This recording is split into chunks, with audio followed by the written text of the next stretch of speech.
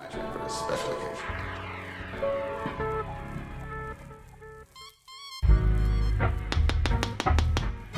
Mr. Emody and the Falmouth Harmonic Society thank you for your attention and would now like to entertain you further with a ball.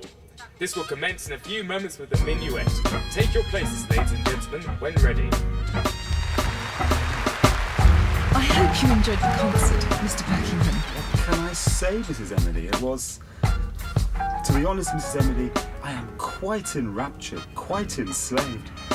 Indeed, I'd imagined such music as your husband's could coerce everyone and anyone into a beautiful slavery. I see it now. The whole world picking cotton whilst your husband flogs them black and blue with a concerto. My husband will be so gratified you found the music to your liking, Mr. Buckingham. I know how he's enjoying your lessons together. Really? I should have thought he'd grown devilish tired of a Lancastrian factory whiz I turned the flute into. Not at all. He declares you have progressed remarkably well. You'd hardly credit it, but many of his pupils are ladies interested in music only insofar as it's conducive to their flirtations. Indeed. A terrible waste of a divine science for such base airs. How did you enslave Mr. Emody, Mrs. Emody? Was he a music teacher? Do tell. Was it a duet cordet or a romance in F? Oh no, Mr. Buckingham.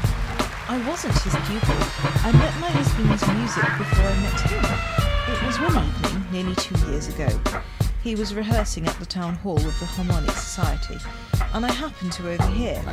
They were playing for a symphony. I didn't know music then, and was terrified. Terrified?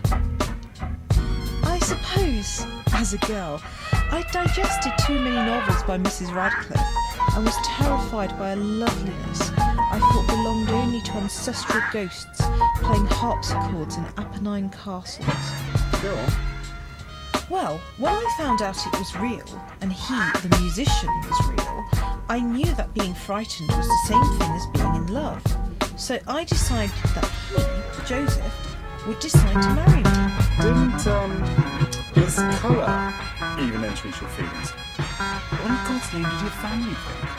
As for myself, I don't think I ever worried too much about his blackness, apart from remarking how apt it was, given my early Gothic associations with his music. And your family? Telling my mother, you can see her, she's that lady over there with, yes, her with the feathers.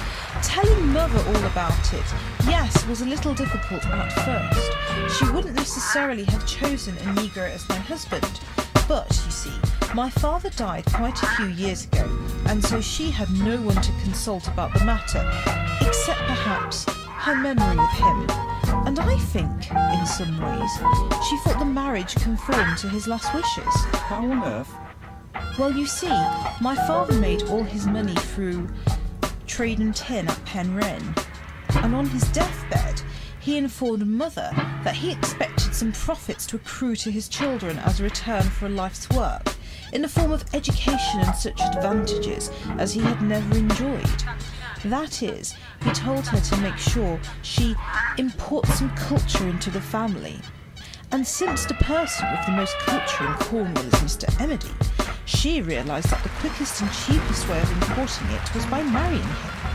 Oh look, the ball's starting.